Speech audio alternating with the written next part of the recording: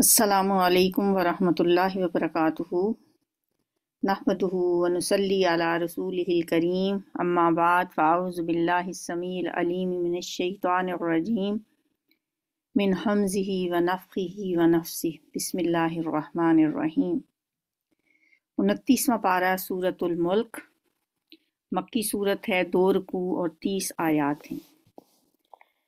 بسم اللہ الرحمن الرحیم، شروع اللہ کے نام سے جو بے انتہا مہربان اور نہایت رحم فرمانے والا ہے۔ تبارک الذی بیدہ الملک وہو علی کل شیء قدیر، نہایت بزرگ و برتر ہے، بہت برکت والا ہے وہ جس کے ہاتھ میں کائنات کی سلطنت ہے اور وہ ہر چیز پر قدرت رکھتا ہے۔ الذی خلق الموت والحیات لیبلوکم ایکم احسن عملا وہو العزیز الغفور، جس نے موت اور زندگی کو ایجاد کیا تاکہ تم لوگوں کو آزما کر دیکھے کہ تم میں سے کون بہتر عمل کرنے والا ہے۔ اس لیے اللہ تعالیٰ نے یہ نظام کائنات بنایا، زندگی بنائی اور پھر جینے مرنے کے سلسلے جو ہیں، اس لیے کہ دنیا میں اللہ دیکھنا چاہتا ہے کہ اس کے بندے کیسے عمل کرتے ہیں، بہتر عمل کون کرتا ہے، اور وہ زبردست بھی ہے اور معاف فرمانے والا بھی ہے۔ جس نے تہ بتہ 7 آسمان بنائے، الذی خلق 7 سماوات طباقا، تم رحمان کی تخلیق میں کسی قسم کی بے ربطی نہ پاؤ گے، تفاوت، ما تری فی خلق الرحمن من تفاوت، کچھ ایسا نظر نہیں تمہیں آئے گا جس میں عدم تناسب ہو، کہ ایک چیز کا دوسری چیز سے کوئی چیز میل نہ کھاتی ہو، بے جوڑ ہو۔ رحمان کی تخلیق میں آپ کو ایسا کچھ نظر نہیں آئے گا۔ پھر پلٹ کر دیکھو، ما تری فی خلق الرحمن من تفاوت فرجع البصر هل تری من فطور، کہیں تمہیں کوئی خلل نظر آتا ہے؟ بار بار نگاہ دوڑاؤ، تمہاری نگاہ تھک کر نامراد پلٹ آئے گی۔ ہم نے تمہارے قریب کے آسمان کو عظیم الشان چراغوں سے آراستہ کیا ہے، قریب کا آسمان جو ہمیں نظر آتا ہے نیچے سے، اور انہیں شیاطین کو مار بھگانے کا ذریعہ بنا دیا ہے۔ ان شیطانوں کے لیے بھڑکتی ہوئی آگ ہم نے مہیا کر رکھی ہے۔ وَأَعْتَدْنَا لَهُمْ عَذَابَ السَّعِيرِ، جن لوگوں نے اپنے رب سے کفر کیا ہے ان کے لیے جہنم کا عذاب ہے، اور وہ بہت ہی برا ٹھکانہ ہے۔ اِذَا أُلْقُوا فِيهَا سَمِعُوا لَهَا شَهِيقًا وَهِيَ تَفُورُ، جب وہ اس میں ڈالے جائیں گے تو اس کے دھاڑنے کی ہولناک آواز سنیں گے، اور وہ جوش کھا رہی ہوگی، استغفر اللہ، شدت غضب سے پھٹی جاتی ہوگی۔ تکاد تمیز من الغیظ کلما القی فیہا فوج سألہم خزنتہا الم یأتکم نذیر، ہر بار جب بھی کوئی گروہ اس میں ڈالا جائے گا تو اس کے کارندے ان لوگوں سے پوچھیں گے، الم یأتکم نذیر، کیا تمہارے پاس کوئی ڈرانے والا نہیں آیا تھا؟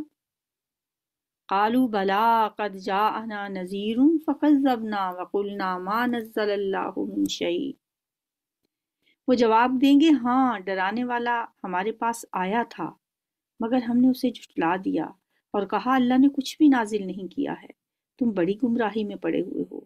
اور وہ کہیں گے کاش ہم سنتے یا سمجھتے تو آج اس بھڑکتی ہوئی آگ کے سزاواروں میں شامل نہ ہوتے۔ لو کننا نسمع و نعقل ما کننا فی اصحاب السعیر، اگر سن لیا ہوتا یا کوئی بات سمجھ لی ہوتی تو آج اس بھڑکتی ہوئی آگ میں نہ جاتے۔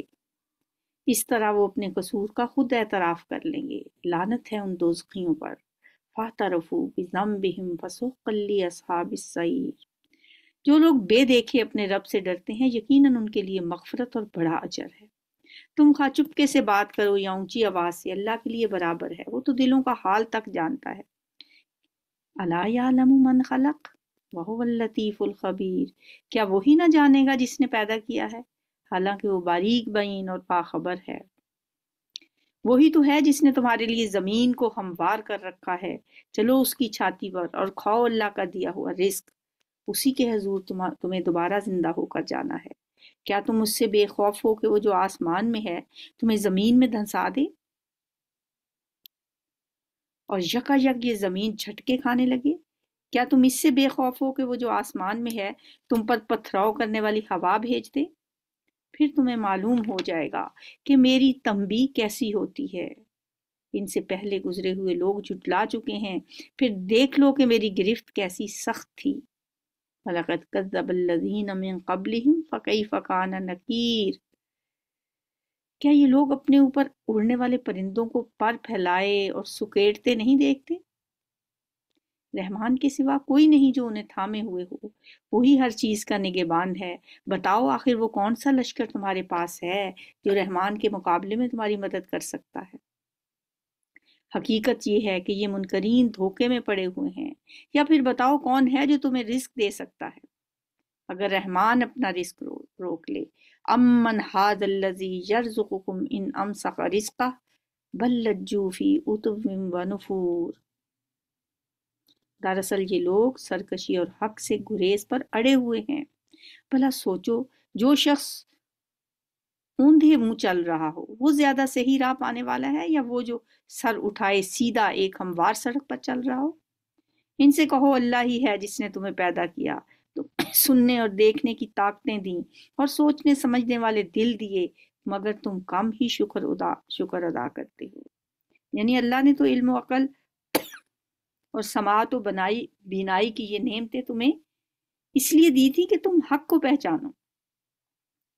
تم ناشکری کر رہے ہو کہ ان نعمتوں سے اور سارے کام تو لیتے ہو مگر بس وہی ایک کام نہیں لیتے جس کے لیے یہ دی گئی تھیں۔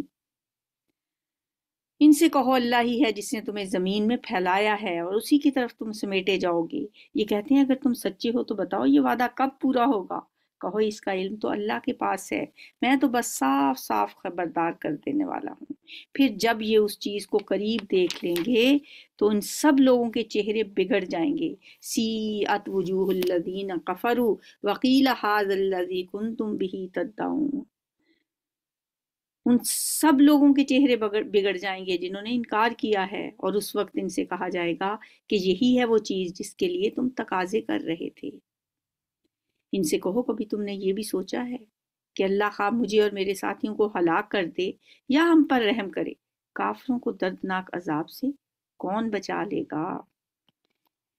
مکہ میں جب رسول اللہ صلی اللہ علیہ وسلم کی دعوت کا آغاز ہوا اور قریش کے مختلف خاندانوں سے تعلق رکھنے والے لوگوں نے اسلام قبول کرنا شروع کر دیا تو گھر گھر حضور صلی اللہ علیہ وسلم اور آپ کے ساتھیوں کو بد دعائیں دی جانے لگیں، جادو ٹونے آپ پہ کیے جانے لگے تاکہ آپ کو نعوذ باللہ وہ ہلاک کر دیں، حتیٰ کہ قتل کے منصوبے بنائے جانے لگے۔ اس پر یہ فرمایا گیا ہے کہ ان سے کہو خواہ ہم ہلاک ہوں یا اللہ کے فضل سے زندہ رہیں، اس سے تمہیں کیا حاصل؟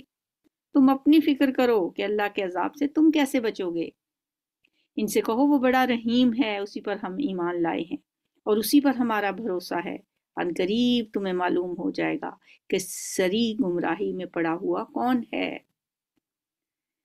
فَسَتَعْلَمُونَ مَنْ هُوَ فِي ضَلَالٍ مُّبِينٍ قُلْ أَرَأَيْتُمْ إِنْ أَصْبَحَ مَاؤُكُمْ غَوْرًا فَمَنْ يَأْتِيكُمْ بِمَاءٍ مَّعِينٍ۔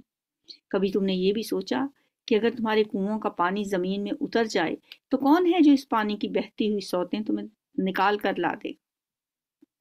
سورۃ القلم مکی صورت ہے، 2 رکوع اور 52 آیات۔ بسم اللہ الرحمن الرحیم، شروع اللہ کے نام سے جو بے انتہا مہربان اور نہایت رحم فرمانے والا ہے۔ نون والقلم وما یسطرون ما انت بنعمت ربک بمجنون۔ نون، قسم ہے قلم کی اور اس چیز کی جسے لکھنے والے لکھ رہے ہیں۔ قلم سے مراد مجاہد کہتے ہیں کہ وہ قلم ہے جس سے ذکر یعنی قرآن لکھا جا رہا تھا۔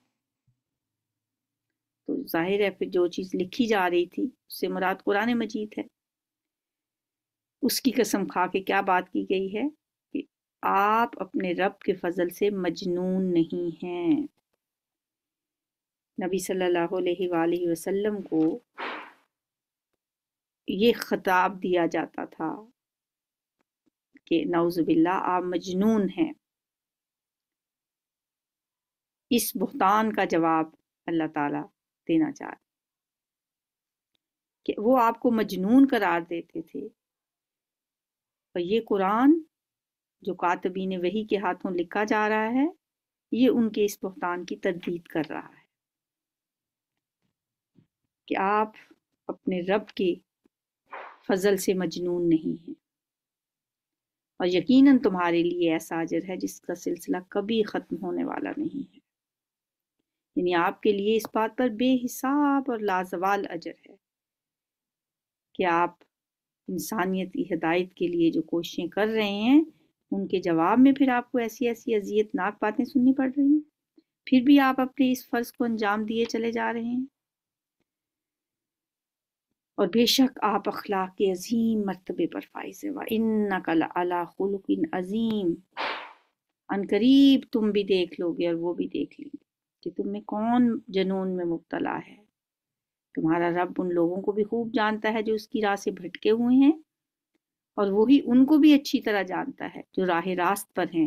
لہٰذا تم ان جھٹلانے والوں کے دباؤ میں ہرگز نہ آؤ۔ یہ تو چاہتے ہیں کہ کچھ تم نرمی کرو تو یہ بھی نرمی کریں۔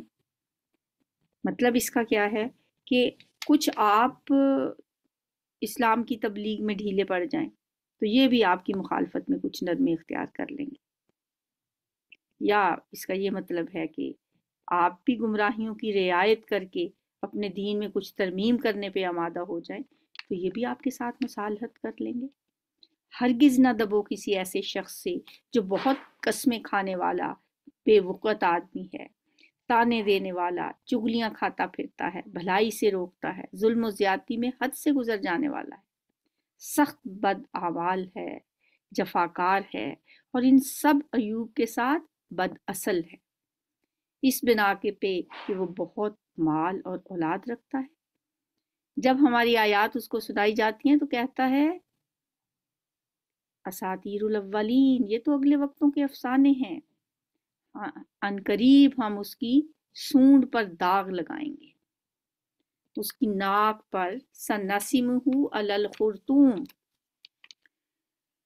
چونکہ وہ اپنے آپ کو بڑی ناک والا سمجھتا تھا اس لیے اس کی ناک کو سونڈ کہا گیا ہے۔ اور ناک پر داغ لگانے سے مراد کیا ہے کہ تذلیل، یعنی ہم دنیا اور آخرت میں اس کو ایسا ذلیل کریں گے کہ اب تک یہ ذلت و خواری اس کا پیچھا نہیں چھوڑے گی۔ ہم نے ان کو اس طرح آزمائش میں ڈالا ہے، یعنی اہل مکہ کو، جس طرح ایک باغ کے مالکوں کو آزمائش میں ڈالا تھا جب انہوں نے قسم کھائی کہ صبح سویرے ضرور اپنے باغ کے پھل توڑیں گے، اور وہ کوئی استثناء نہیں کر رہے تھے۔ رات کو وہ سوئے پڑے تھے کہ تمہارے رب کی طرف سے ایک بلا اس باغ پر پھر گئی اور اس کا ایسا حال ہو گیا جیسے کٹی ہوئی فصل ہو۔ صبح ان لوگوں نے ایک دوسرے کو پکارا کہ اگر پھل توڑنے ہیں تو سویرے سویرے اپنی کھیتی کی طرف نکل چلو۔ چنانچہ وہ چل پڑے اور آپس میں چپکے کہتے جاتے تھے کہ آج کوئی مسکین تمہارے پاس باغ میں نہ آنے پائے۔ وہ کچھ نہ دینے کا فیصلہ کیے ہوئے صبح سویرے جلدی جلدی اس طرح وہاں گئے کہ وہ پھل توڑنے پر جیسے قادر ہوں۔ اگر جب باغ کو دیکھا تو کہنے لگے انا لضالون، ہم راستہ بھول گئے ہیں، بل نحن محرومون، نہیں بلکہ ہم محروم رہ گئے۔ ان میں جو سب سے بہتر آدمی تھا اس نے کہا میں نے تم سے کہا نہ تھا کہ تم تسبیح کیوں نہیں کرتے؟ الم اقل لکم لولا تسبحون، وہ پکار اٹھے سبحان ربنا انا کنا ظالمین۔ اب سمجھ آ گئی، پاک ہے ہمارا رب، واقعی ہم گناہ گار تھے۔ پھر ان میں سے ہر ایک دوسرے کو ملامت کرنے لگا۔ آخر کو انہوں نے کہا افسوس ہمارے حال پر، بے شک ہم سرکش ہو گئے تھے، بعید نہیں کہ ہمارا رب ہمیں بدلے میں اس سے بہتر باغ عطا فرمائے۔ ہم اپنے رب کی طرف رجوع کرتے ہیں، ایسا ہوتا ہے عذاب۔ کذالک العذاب ولعذاب الآخرۃ اکبر، लौ कानू यालमून, और आखिरत का अजाब तो इससे भी बड़ा है, काश ये लोग जानते होते। रुकू नंबर 4, इन्ना लिल मुत्तकीना इंदा रब्बिहिम जन्नातिन नाईम, मुत्तकी लोगों के लिए उनके रब के यहाँ जन्नत, नेमत भरी जन्नतें हैं। क्या हम फर्मा बरदारों का हाल मुजरिमों का सा कर दें? तुम लोगों को क्या हो गया है? तुम कैसे हुक्म लगाते हो? क्या तुम्हारे पास कोई किताब है जिसमें तुम ये पढ़ते हो कि तुम्हारे लिए ज़रूर वहाँ वही कुछ है जो तुम अपने लिए पसंद करते हो? अम लकुम किताबुन फीही तदरुसून न लकुम फीही लमा तखय्यरून, या फिर क्या तुम्हारे लिए रोज़े क़यामत तक हम पर कुछ अहद व पैमान साबित हैं कि तुम्हें वही कुछ मिलेगा जिसका तुम हुक्म लगाओ? इनसे पूछो तुम में से कौन इसका जामिन है, या फिर इनके ठहराए हुए कुछ शरीक हैं जिन्होंने इसका जिम्मा लिया हो? ये बात है तो लाएं अपने इन शरीकों को अगर सच्चे हैं तो। फल जातू बिशुरकाइहिम इन कानू स्वादिकीन, जिस रोज सख्त वक्त आ पड़ेगा और लोगों को सजदा करने के लिए बुलाया जाएगा तो ये लोग सजदा ना कर सकेंगे। दुनिया में जो सजदा नहीं करते थे, उस वक्त जब उनको सजदे के लिए बुलाया जाएगा तो वो सजदा नहीं कर सकेंगे। उनकी निगाहें नीची होंगी, जिल्लत उन पर छा रही होगी। ये जब सही सालम थे उस वक्त इन्हें सजदे के लिए बुलाया जाता था और ये इनकार करते थे। पस ए नबी, तुम इस कलाम के जुटलाने वालों का मामला मुझ पे छोड़ दो। फज़रनी व मन युकज़्ज़िबु बिहाज़ल हदीस, बिहाज़ल हदीस इस कलाम को कहा गया है, कुरान पाक को। जो इसको झुटलाता है बस उनका मामला मेरे ऊपर छोड़ दो। हम ऐसे तरीके से उनको बतदरीज तबाही की तरफ ले जाएंगे कि उनको खबर भी ना होगी। सनस्तद्रिजुहुम मिन हैसु ला यअलमून, मैं इनकी रस्सी दराज कर रहा हूँ, मेरी चाल बड़ी जबरदस्त है। क्या तुम इनसे कोई अजर तलब कर रहे हो कि ये इस चट्टी के बोझ तले दबे जा रहे हो? क्या इनके पास गैब का इल्म है जिसे ये लिख रहे हो? अच्छा, अपने रब का फैसला सादर होने तक सब्र करो और मछली वाले यूनुस की तरह ना हो जाओ, यानी यूनुस अलैहिस्सलाम की तरह बेसब्री से काम ना लो, जो अपनी बेसब्री ही की वजह से मछली के पेट में पहुंचा दिए गए थे जब उसने पुकारा था और वो गम से भरा हुआ था। अगर उसके रब की मेहरबानी उसके शामिल हाल ना हो जाती तो वो बदहाल होकर चटियल मैदान में फेंक दिया जाता। आखिरकार उसके रब ने उसे बरगजीदा फरमा लिया और उसे स्वाले बंदों में शामिल कर दिया। जब ये काफिर लोग कुरान सुनते हैं तो ऐसी नज़रों से देखते हैं गोया तुम्हारे कदम उखाड़ देंगे। वहीं यकादुल्लज़ीन कफ़रू लयुज़्लिकूनका बिअब्सारिहिम लम्मा समिउ ज़िक्रा व यक़ूलून इन्नहु लमजनून वमा हुवा इल्ला ज़िक्रुल लिल आलमीन, और कहते हैं कि ये ज़रूर दीवाना है, हालांकि ये तो हमारे जहान वालों के लिए, सारे जहान वालों के लिए एक नसीहत है। वमा हुवा इल्ला ज़िक्रुल लिल आलमीन। सूरतुल हाक़्क़ा मक्की सूरत है, 2 रुकू और 52 आयत। बिस्मिल्लाहिर्रहमानिर्रहीम, शुरू अल्लाह के नाम से जो बेइंतहा मेहरबान नहायत रहम फरमाने वाला है। अल-हाक़्क़ा मल-हाक़्क़ा वमा अदराका मल-हाक़्क़ा कज़्ज़बत समूद व आदुम बिल-क़ारियह, हक होने वाली, क्या है वो हक होने वाली, और आप क्या जानो कि क्या है वो हक होने वाली, क़यामत। कज़्ज़बत समूद व आदुम बिल-क़ारियह, समूद और आद ने उस अचानक टूट पड़ने वाली आफत को जुटलाया तो समूद एक सख्त हादसे से हलाक किए गए और आद एक बड़ी शदीद तूफानी आंधी से तबाह कर दिए गए। अल्लाह ताला ने उसको मुसलसल 7 रात और 8 दिन उन पर मुसल्लत रखा, उस आंधी को। तुम वहां होते तो देखते कि वो वहां इस तरह घिरे पड़े हैं जैसे वो खजूर के बोसीदा तने हों। उनके कद बहुत लंबे थे, इसलिए उनको खजूर के तनों से तशबीह दी गई। अब क्या उनमें से कोई तुम्हें बाकी नजर आता है? और इसी खताए अजीम का इर्तिकाब फिरौन और उससे पहले के लोगों ने और तलपट हो जाने वाली बस्तियों ने किया, यानी हजरत लूत की बस्तियों ने। ان سب نے اپنے رب کے رسول کی بات نہ مانی تو اس نے ان کو بڑی سختی کے ساتھ پکڑا۔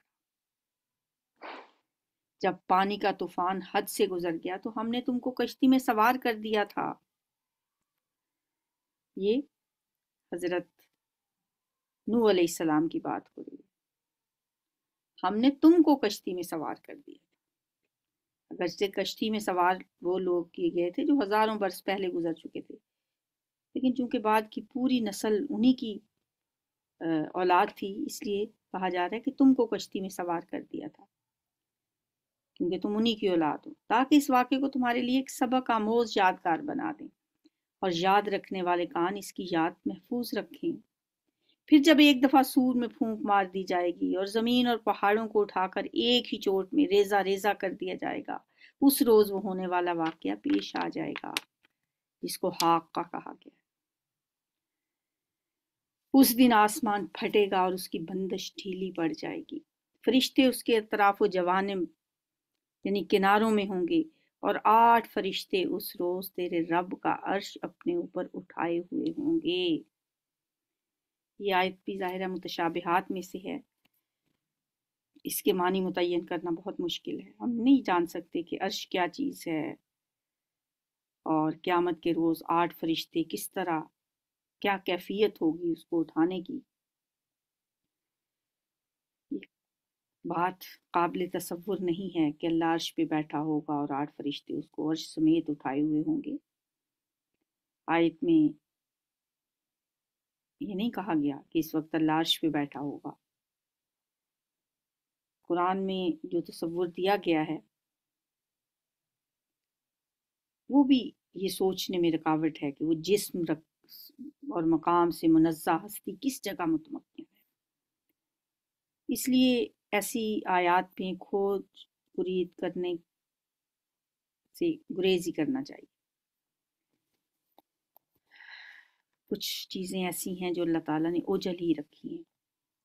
وہ دن ہوگا جب تم لوگ پیش کیے جاؤ گے، تمہارا کوئی راز بھی چھپا نہ رہ جائے گا۔ اس وقت جس کا نامہ اعمال اس کے سیدھے ہاتھ میں دیا گیا، فَأَمَّا مَنْ أُوتِيَ كِتَابَهُ بِيَمِينِهِ فَيَقُولُ هَاؤُمُ اقْرَءُوا كِتَابِيَهْ، وہ کہے گا لو دیکھو پڑھو میرا نامہ اعمال، انی ظننت انی ملاق حسابیہ، میں سمجھتا تھا کہ مجھے ضرور اپنا حساب ملنے والا ہے۔ یعنی وہ اپنی خوش قسمتی کی وجہ سے یہ بتائے گا کہ وہ دنیا میں آخرت سے غافل نہیں تھا، بلکہ یہ سمجھتے ہوئے زندگی بسر کر رہا تھا کہ ایک روز اسے اللہ کے حضور حاضر ہونا ہے اور اپنا حساب دینا ہے۔ فَهُوَ فِي عِيشَةٍ رَاضِيَةٍ فِي جَنَّةٍ عَالِيَةٍ قُطُوفُهَا دَانِيَةٌ كُلُوا وَاشْرَبُوا هَنِيًّا بِمَا أَسْلَفْتُمْ فِي الْأَيَّامِ الْخَالِيَةِ، بس وہ دل پسند عیش میں ہوگا، عالی مقام جنت میں جس کے پھلوں کے گچھے جھکے پڑ رہے ہوں گے۔ ایسے لوگوں سے کہا جائے گا مزے سے کھاؤ اور پیو اپنے ان اعمال کے بدلے جو تم نے گزرے ہوئے دنوں میں کیے ہیں۔ وَأَمَّا مَنْ أُوتِيَ كِتَابَهُ بِشِمَالِهِ فَيَقُولُ يَا لَيْتَنِي لَمْ أُوتَ كِتَابِيَهْ وَلَمْ أَدْرِ مَا حِسَابِيَهْ يَا لَيْتَهَا كَانَتِ الْقَاضِيَةَ مَا أَغْنَىٰ عَنِّي مَالِيَهْ هَلَكَ عَنِّي سُلْطَانِيَهْ، اور جس کا نامہ اعمال اس کے بائیں ہاتھ میں دیا جائے گا وہ کہے گا کاش میرا اعمال نامہ مجھے نہ دیا گیا ہوتا اور میں نہ جانتا کہ میرا حساب کیا ہے۔ کاش میری وہی موت جو دنیا میں آئی تھی فیصلہ کن ہوتی۔ آج میرا مال میرے کچھ کام نہ آیا، میرا سارا اقتدار ختم ہو گیا۔ حکم ہوگا خذوہ فغلوہ ثم الجحیم صلوہ، پکڑو اسے اور اس کی گردن میں توق ڈال دو، پھر اسے جہنم میں جھونک دو، پھر اس کو 70 ہاتھ لمبی زنجیر میں جکڑ دو۔ یہ نہ اللہ بزرگ و برتر پر ایمان لاتا تھا اور نہ مسکین کو کھانا کھلانے کی ترغیب دیتا تھا، لہٰذا آج نہ یہاں اس کا کوئی ہمدرد ہے اور نہ بہتی پیپ کے سوا اس کے لیے کوئی کھانا، جسے خطا کاروں کے سوا کوئی نہیں کھاتا۔ استغفر اللہ۔ اللہم لا تجعلنا منہم بس نہیں، میں قسم کھاتا ہوں ان چیزوں کی بھی جو تم دیکھتے ہو اور ان کی بھی جنہیں تم نہیں دیکھتے. یعنی جو تم لوگوں نے سمجھ رکھا ہے بات وہ نہیں ہے. لا کا مطلب کیا ہے؟ نہیں. فلا بس نہیں، یعنی وہ بات نہیں ہے جو تم سمجھتے ہو. بات کیا ہے؟ یہ ایک رسول کریم کا قول ہے. انہ لقول رسول کریم، کسی شاعر کا قول نہیں ہے. تم لوگ کم ہی ایمان لاتے ہو، اور نہ یہ کسی کاہن کا قول ہے. تم لوگ کم ہی غور کرتے ہو. یہ رب العالمین کی طرف سے نازل ہوا ہے، اور اگر اس نبی نے خود گھڑ کر کوئی بات ہماری طرف منسوب کی ہوتی تو ہم اس کا دایاں ہاتھ پکڑ لیتے اور اس کی رگِ گردن کاٹ ڈالتے. پھر تم میں سے کوئی ہمیں اس کام سے روکنے والا نہ ہوتا. اصل مقصود یہ بتانا ہے کہ نبی کو اپنی طرف سے وحی میں کوئی کمی بیشی کرنے کا اختیار نہیں ہے، اور اگر وہ ایسا کرے تو ہم اس کو سخت سزا دیں. مگر اس بات کو ایسے انداز سے بیان کیا گیا ہے جس سے آنکھوں کے سامنے ایک اور ہی تصویر کھنچ جاتی ہے. در حقیقت یہ پرہیزگار لوگوں کے لیے ایک نصیحت ہے، اور ہم جانتے ہیں کہ تم میں سے کچھ لوگ جھٹلانے والے ہیں. ایسے کافروں کے لیے یقیناً یہ موجب حسرت ہے، اور یہ بالکل یقینی حق ہے. وَإِنَّهُ لَحَقُّ الْيَقِينِ فَسَبِّحْ بِاسْمِ رَبِّكَ الْعَظِيمِ. پس اے نبی صلی اللہ علیہ وسلم اپنے رب عظیم کے نام کی تسبیح کرو. سبحان ربی العظیم. سورۃ المعارج مکی صورت ہے، 2 رکوع اور 44 آیات ہیں. بسم اللہ الرحمن الرحیم. شروع اللہ کے نام سے جو بے انتہا مہربان اور نہایت رحم فرمانے والا ہے. سأل سائل بعذاب واقع للکافرین لیس لہ دافع. مانگنے والے نے عذاب مانگا ہے، وہ عذاب جو ضرور واقع ہونے والا ہے، کافروں کے لیے ہے، کوئی اسے دفع کرنے والا نہیں. اس اللہ کی طرف سے ہے جو عروج کے زینوں کا مالک ہے. ملائکہ اور روح اس کے حضور چڑھ کر جاتے ہیں. روح سے مراد جبرائیل ہے علیہ السلام. ایک ایسے دن میں جس کی مقدار 50,000 سال ہے. ظاہر ہے یہ جو بات ہے یہ بھی متشابہات میں سے ہی ہے. ہم نہ فرشتوں کی حقیقت جانتے ہیں، نہ ان کے چڑھنے کی کیفیت کو سمجھ سکتے ہیں، نہ یہ بات ہمارے ذہن میں آ سکتی ہے کہ وہ زینے کیسی ہیں جن پہ فرشتے چڑھتے ہیں. اور اللہ تعالیٰ کے بارے میں بھی یہ تصور نہیں کیا جا سکتا کہ وہ کسی خاص مقام پہ رہتا ہے، کیونکہ اس کی ذات تو زمان و مکان کی قید سے بالا تر ہے.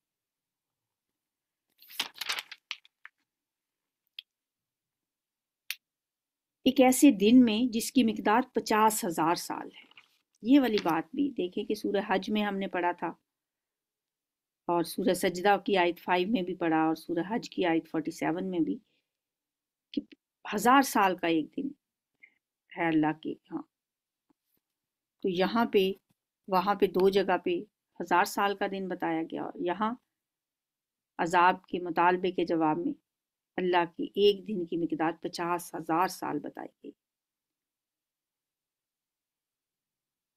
مطلب یہ ہے کہ لوگ اپنے ذہن کی تنگی کے باعث اللہ کے معاملات کو اپنے وقت کے پیمانوں سے ناپتے ہیں، اور انہیں 150 برس کی مدت بھی بہت لمبی محسوس ہوتی ہے. لیکن اللہ کے ہاں ایک ایک سکیم 1000 سال اور 50,000 سال کی ہوتی ہے، اور یہ مدت بطور مثال بیان کی گئی ہے.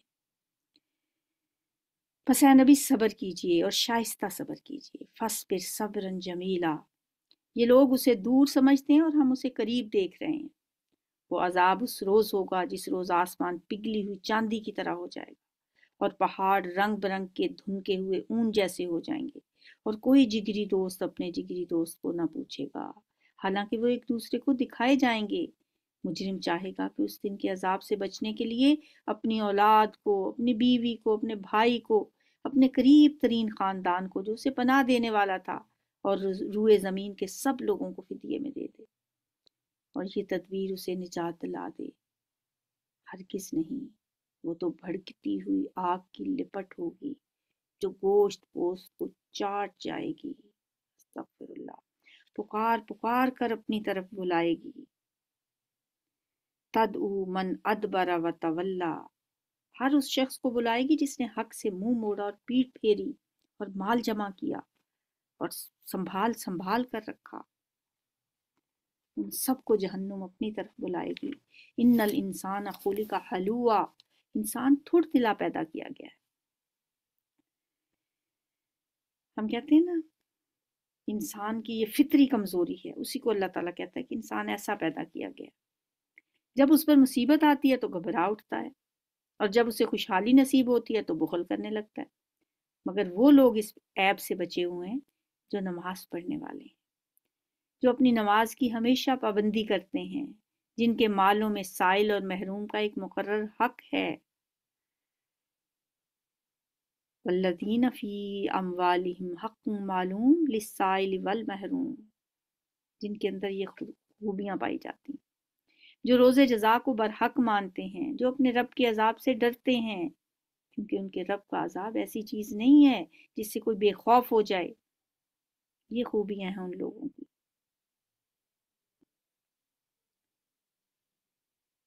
جو اس عیب سے بچے ہوئے ہیں۔ اور کیا خوبیاں ہیں ان سے؟ جو اپنی شرمگاہوں کی حفاظت کرتے ہیں، سوائے اپنی بیویوں یا اپنی مملوکہ لونڈیوں کی، جن سے محفوظ نہ رکھنے پر ان پر کوئی ملامت نہیں۔ البتہ جو اس کے علاوہ کچھ اور چاہیں وہی حد سے تجاوز کرنے والے ہیں۔ اور پھر ان کی اور کیا خوبی ہے؟ جو اپنی امانتوں کی حفاظت کرتے ہیں، اپنے عہد کا پاس کرتے ہیں، جو اپنی گواہیوں میں راست بازی پر قائم رہتے ہیں، اور جو اپنی نمازوں کی حفاظت کرنے والے ہیں۔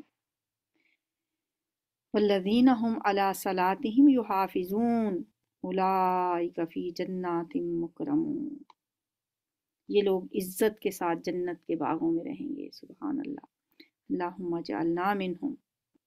پس اے نبی صلی اللہ علیہ وسلم، کیا بات ہے کہ یہ منکرین دائیں اور بائیں سے گروہ در گروہ تمہاری طرف دوڑے چلے آ رہے ہیں۔ یہ ان لوگوں کا ذکر ہے جو نبی صلی اللہ علیہ وسلم کی دعوت اور تلاوت قرآن کی آواز سن کر مذاق اڑانے اور واضح کسنے کے لیے چاروں طرف سے دوڑ پڑتے تھے۔ کیا ان میں سے ہر ایک یہ لالچ رکھتا ہے کہ وہ نعمت بھری جنت میں داخل کر دیا جائے گا؟ ہرگز نہیں۔ ہم جس چیز سے ان کو پیدا کیا ہے اسے یہ خود جانتے ہیں۔ بس نہیں، میں قسم کھاتا ہوں مشرقوں اور مغربوں کے مالک کی۔ پھر مشرقوں اور مغربوں کا لفظ استعمال کیا گیا اس لیے کہ سال کے دوران میں سورج ہر روز ایک نئے زاویے سے طلوع ہوتا ہے اور نئے زاویے پہ غروب ہوتا ہے، اور زمین کے مختلف حصوں پر سورج الگ الگ اوقات میں طلوع و غروب ہو رہا ہوتا ہے۔ اس اعتبار سے مشرق و مغرب نہیں، ایک نہیں بلکہ بہت سے مشرق و مغربوں کا ذکر ہے۔ ہم اس پر قادر ہیں کہ ان کی جگہ ان سے بہتر لوگ لے آئیں، اور کوئی ہم سے بازی لے جانے والا نہیں ہے۔ لہٰذا انہیں اپنی بیہودہ باتوں اور اپنے کھیل میں پڑا رہنے دو۔ فَذَرْهُمْ يَخُوضُوا وَيَلْعَبُوا حَتَّى يُلَاقُوا يَوْمَهُمُ الَّذِي يُوعَدُونَ، یہاں تک کہ یہ اپنے اس دن کو پہنچ جائیں جس کا ان سے وعدہ کیا جا رہا ہے۔ يَوْمَ يَخْرُجُونَ مِنَ الْأَجْدَاثِ سِرَاعًا كَأَنَّهُمْ إِلَى نُصُبٍ يُوفِضُونَ، جب یہ اپنی قبروں سے نکل کر اس طرح دوڑے جا رہے ہوں گے جیسے اپنے بتوں کے عبادت خانوں کی طرف، بتوں کے استھانوں کی طرف دوڑ رہے ہیں۔ ان کی نگاہیں جھکی ہوئی ہوں گی، خاشیتاً ابصارہم ترہقہم ذلہ، ان پر ذلت چھا رہی ہوگی۔ ذالک الیوم الذی کانوا یوعدون، وہ دن ہے جس کا ان سے وعدہ کیا جا رہا ہے، وہ قیامت کا دن ہے۔ اللہ تعالیٰ ہمیں اس دن کے لیے تیاری کرنے والا بنائے، اس دن کو یاد رکھنا والا بنائے، اس دن پہ سچے دل سے ایمان لانے والا بنائے۔ ویسے تو منہ سے تو ہم ایمان لے ہی آتے ہیں، اصل ایمان یہ نہیں ہوتا کہ ہم کہیں آمنت باللہ و ملائکتہ و کتبہ و رسلہ، ساری چیزوں کو ہم گن جائیں اور کہیں کہ بس ہم ایمان لے آئے۔ وہ کیسا ایمان ہے جو تیاری پہ مائل نہیں کرتا انسان کو. اگر کوئی، اکثر میں یہ مثال دیا کرتی ہوں کہ کوئی بچہ اگر یہ کہتا ہے ہاں مجھے پکا یقین ہے کہ 13 تاریخ کو میرا بورڈ کا پیپر ہونے والا ہے، اور کتاب کبھی کھول کے نہیں دیکھتا، اور کہ نہیں مجھے پورا یقین ہے کہ اس دن میرا پیپر ہوگا، تو کیا کہیں گے ہم اس کو؟ بے وقوف. صرف ڈیٹ شیٹ کی تاریخیں یاد کر لینے سے کیا فائدہ اگر اس کی تیاری نہیں کی؟ ہم بھی بس ایسا ہی ایمان رکھتے ہیں، ہمیں یہ پکا یقین ہے قیامت آئے گی، مرنے کے بعد ہمیں اٹھایا جائے گا. اس دن کرنا کیا ہے؟ رب کے سامنے کھڑے ہو کے جواب کیسے دینے؟ آج اس کی تیاری کرنے کی ضرورت ہے، آج ڈرنے کی ضرورت ہے. اگر آج ڈر گئے اس دن سے تو پھر وَلِمَنْ خَافَ مَقَامَ رَبِّهِ جَنَّتَانِ.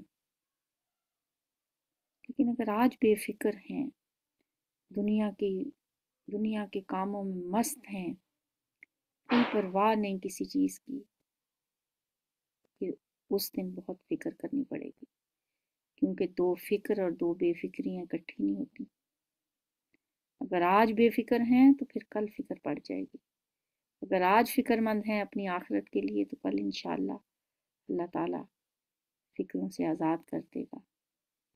سبحانک اللہم و بحمدک نشہد ان لا الہ الا انت نستغفرک و نتوب الیک. السلام علیکم ورحمۃ اللہ.